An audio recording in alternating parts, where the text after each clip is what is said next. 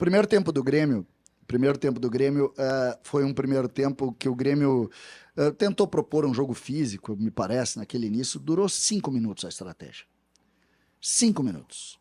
A partir do 6º minuto, é um time contra um bando.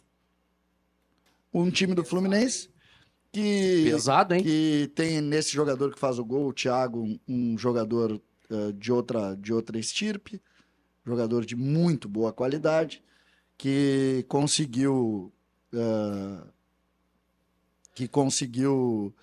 dominar aquela saída de bola, dominar aquele jogo, e a partir daí o Fluminense comanda, faz 2-0, podia ter feito, como disse o Vaguinha, mais gols, não sei se 5, 4, mas poderia ter vencido com mais tranquilidade. O Grêmio não chuta nem uma bola no gol adversário. Estou dizendo nenhuma bola.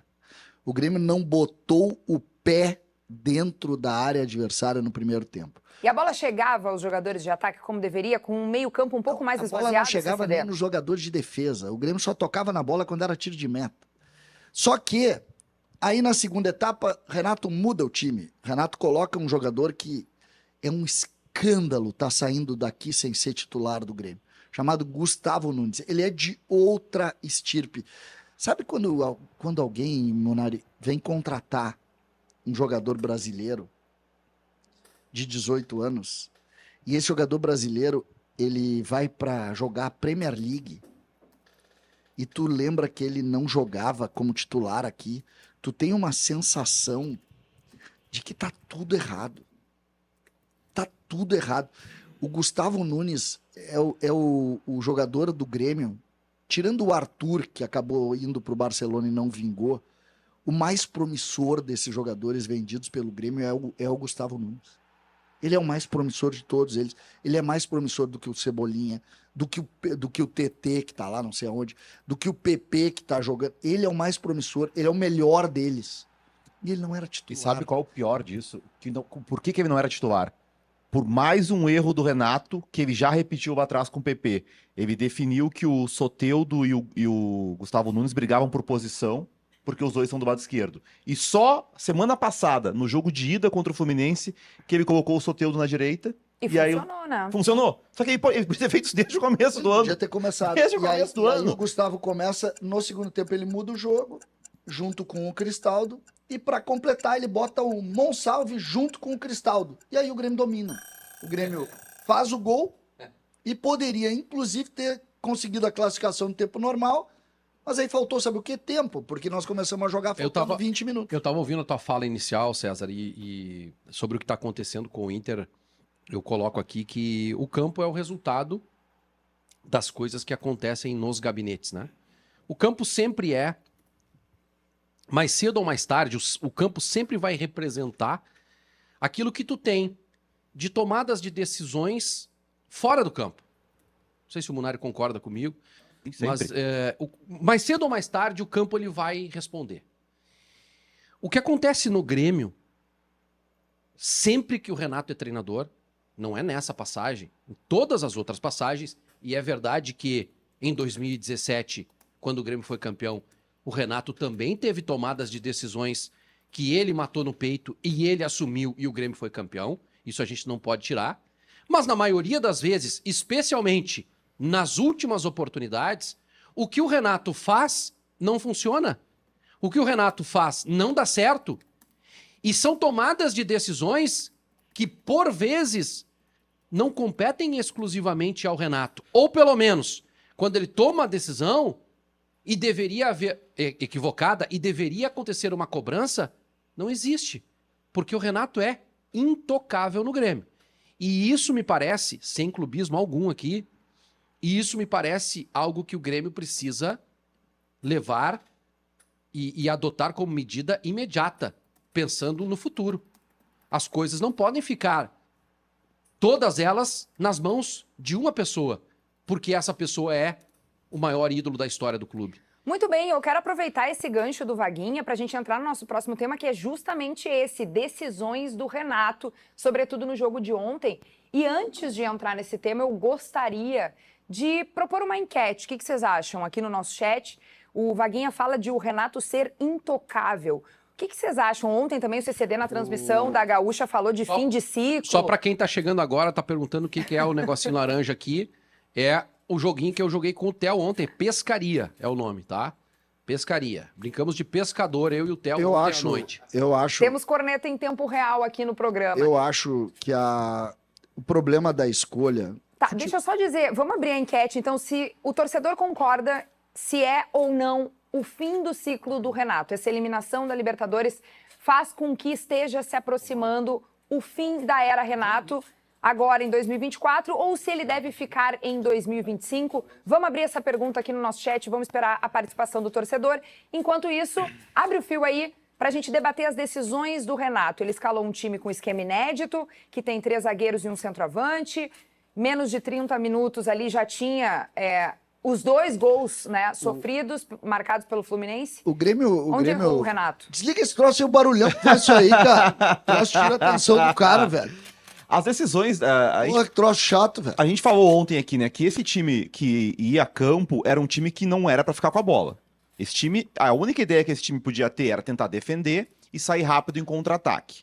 Só que nem defender bem o Grêmio defendeu. O Renato adotou uma estratégia que, por exemplo, o Arias, que partia do lado direito do Fluminense, tinha uma marcação do Kahneman individual. Então, onde o Arias voltava para receber bola do André, do Martinelli recuado, e tava lá o Kahneman, que nem um maluco, correndo atrás dele no campo. Então, primeiro que o Grêmio não foi uma linha de 5 por isso, porque muitas vezes o Kahneman abandonava essa linha para perseguir o Arias. O Grêmio não foi organizado, porque mesmo marcado pelo Kahneman, o Arias foi o melhor em campo.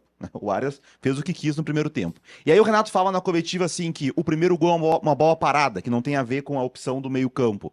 Mas assim, se tu vai jogar entregando a bola pro teu adversário no teu campo, tu vai ter muitos cruzamentos pra tua área, com bola rolando ou com escanteio. Então tu tem que estar bem preparado sai de um jeito, pra marcar a bola parada. E na ida, como é que foram os gols do Grêmio? Bola parada. Então a bola parada ela faz parte do jogo. Se tu vai marcar, vai ter a bola na tua área, tu vai ter que marcar bem essa bola. Isso é a primeira coisa. Segundo, o Grêmio leva o segundo gol aos 28 minutos. O pênalti é batido pelo Arias. Acabou esse time. Esse time acabou. Ele vai até o intervalo com esse time. Não precisa. Ali já era pra mexer. E alguém vai dizer, mas ele ficou com medo de desorganizar o time naquele momento. Primeira coisa, tu vai pra um jogo desse, tu tem que ter plano A, B e C. Como ele gosta de falar. Então já tinha que ter sido preparado algo. Ó, se a gente tiver em desvantagem, a gente vai tirar um zagueiro, a gente vai colocar o Cristaldo, a gente vai jogar de tal forma. Deveria ter sido colocado em prática antes. No segundo gol. O segundo gol acabou com a estratégia, acabou com esse time. E aí, no segundo tempo, mostra mais um grande erro, porque o Renato, nos últimos tempos, veio dar aula, né? Não, eu vou dar aula pra vocês, explicar tática e tal. E uma das aulas que ele deu é que Monsalve e Cristaldo não poderiam jogar juntos. 2 meias, o Grêmio... Deixa eu comentar isso, porque isso é... O Monsalve e o Cristal não poderiam jogar juntos, porque senão o Monsalve ia ter que jogar pelo lado, no lugar do Pavon, acompanhando o lateral. Pois ontem ele colocou Cristaldo e Monsalve juntos, como meias, 2 meias, num 4-3-3, que tinha o Soteldo na direita, o Gustavo Nunes na esquerda, um volante e o Viva Sante. E os dois jogaram juntos, foi assim que o Grêmio fez o gol, chegou a fazer outro gol que foi anulado, teve um lance que o Gustavo Nunes perdeu. Então, já que o Renato gosta de dar aula para a imprensa, eu recomendo ele ter aula com outros treinadores. Por exemplo, o Abel Ferreira acomodou 2 meias no Palmeiras, né? Botou o Zé Rafael de volante. 3 meias, na verdade, porque era o Zé Rafael, o Scarpa e o Rafael Veiga. O Jesus acomodou Gerson, Everton Ribeiro, Arrascaeta, 3 meias. Então, ele pode dar aula para a imprensa, ele sabe mais que a imprensa. Mas ele pode aprender com outros treinadores que usam 2, 3 meias e ele achou que não era possível. Essa escolha do Renato ontem, ela não é inédita, tá? No jogo contra o Cruzeiro, lá em Minas, o Renato jogou, o Grêmio ganhou 1-0, uma roubada de bola do Soares, a bola sobrou pro Vijaçante e o Grêmio ganhou 1-0 o jogo lá. Mas, Kelly, Mas qual que não é inédita? O que tu te refere a aquele início de jogo que o Grêmio jogou sem meia, lá o Grêmio jogou entendi. também. Tá. Só que tinha o Soares. E com o Soares tudo é diferente. E teve uma outra coisa. O Grando foi o melhor em campo fazendo milagres. Exatamente. Mas ele usou 3 zagueiros também? Ele usou 3 Ele zagueiros, dois laterais, 2 volantes, 2 meias, sendo que um dos meias era o Cuiabano. Isso. Era o Cuiabano, o outro do outro lado não me lembro.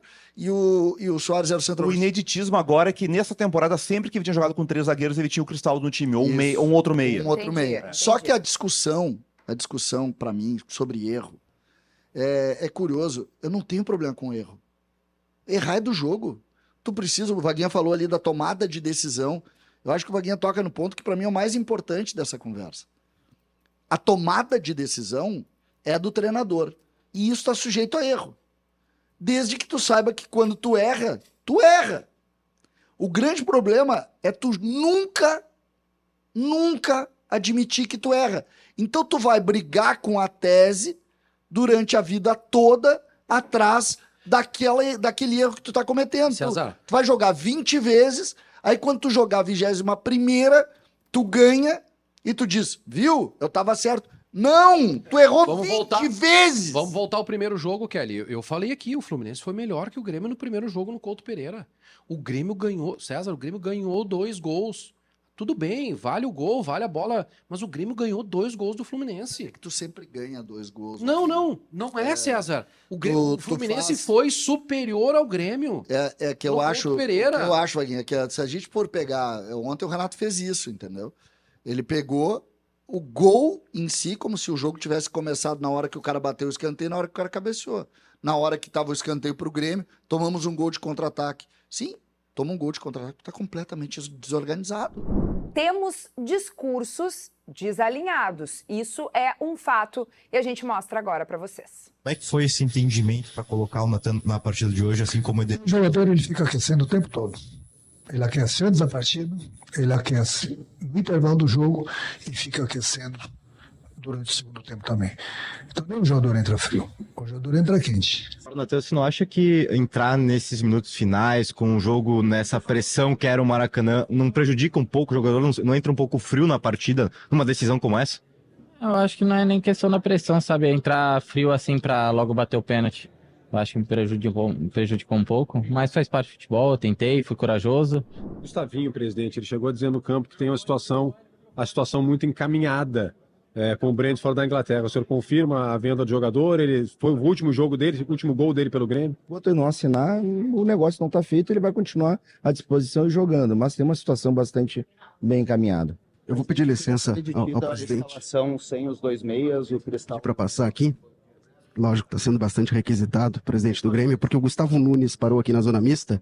Gustavinho, foi teu último gol, teu último jogo pelo Grêmio, já tem viagem marcada para Inglaterra? Sim, tem viagem marcada já para Inglaterra. Sexta-feira. Muito bem, a gente está vendo aí que tem gente falando uma coisa, outros falando outra. O que isso mostra desse Grêmio que vive esse momento de mais uma eliminação em Copas em 2 semanas? No caso do Natan Pescador, assim, vamos combinar, Natan. Tirar a culpa, não. Errou o pênalti, assume, filho. Assume. Entrar frio é ruim pra bater o pênalti. Então quando o Renato vai colocar lá no acréscimo, diz, não quero entrar, professor. Não me sinto bem pra bater o pênalti frio. É que aí errar o pênalti e botar a culpa... Ele botou a culpa no Renato. O Renato me botou frio pra bater o pênalti. E o Cristal... Aí não, né? Assume a tua. E o Cristal bateu igual. E eu falei, o Cristaldo bate bem, Cristaldo bate bem. Nunca a Vaguinha esteve tão bem-humorado num Segue o Fio, né? O Cristaldo bateu um pênalti rigorosamente igual. Ele apostou que o Fabiano... Não, o Fábio pensou... Meia altura no meio. Ele pensou assim, o Fábio viu, ele vai se atirar no outro canto, ele vai achar que eu vou mudar. Pênalti. Ele tá muito mais vinculado à capacidade do goleiro do que qualquer outra coisa. Ontem o Corinthians de novo avançou. O Corinthians está na próxima fase da Sul-Americana, assim como esteve 2 semanas atrás na próxima fase da Copa do Brasil, por causa do seu goleiro. Ele pegou 3 ontem. Ontem ele pegou Neneca, 3. O Hugo Souza. O Hugo, né? Ele não quer mais ser chamado de Neneca. Não, ele é parecido, né? Mas ele pegou 3. O goleiro do Grêmio, ele já participou de 14 penalidades. Ele tomou todos os gols. Mas o único que ele não tomou. O único que ele não tomou. O único que ele não tomou, ela foi na trave. O único que ele não tomou foi na trave. E na fotografia ele pareceu umas 3. Esse ponto, quando eu sempre acho que o goleiro em 5 tem que pegar uma. Tá. Mas assim. Cada 5, tu acha? Não, quer jogar cobrança aqui? de 5, o cara tem que pegar um. Eu acho que tem que fazer isso. Só que eu acho também, não sei, a gente tem que dar uma olhada também na preparação do goleiro, né? Porque é muito isso de como se prepara o goleiro para pênaltis. Eu vou dar o exemplo, por exemplo, do Boca, que tem o Romero, que é um fenômeno. O Romero, até pouco tempo atrás, tinha uma média de pegar metade dos pênaltis. Antes do Romero, o Rossi, que tá hoje no Flamengo, era pegador de pênalti. Obrigada, o Boca tem um preparador de goleiro que é fenomenal nesse ponto. O Rossi veio pro Flamengo, foi pegar o primeiro pênalti agora domingo. Não tava pegando no Flamengo. Então tem a ver com a preparação também. E o Fábio foi em todas as bolas, É. eu acho. E o FIFA foi levantar o Marquezin, tá? O Marquezin tem na carreira pelo Transfer Market ali nos clubes dele, CD tá pedindo 70, cartão, tá pressionando a arbitragem aqui, gente. 77 pênaltis batidos contra ele pegou 7. Isso dá 12%. Na carreira não é ruim, tá? Não é um fenômeno, mas não é ruim. Só que no Grêmio ele não pegou nenhum. Ele pegou pênalti do Hazard, por exemplo, no jogo contra o Real Madrid quando tava no Celta. Então, assim, importante. né? Não é Mas também sobre que não cair pegue. pro lado certo que a gente estava falando aí do Fábio, Marquezin em pênaltis, ó. Corinthians e Fluminense. Ele caiu no canto certo em 2 e caiu no canto errado em 7.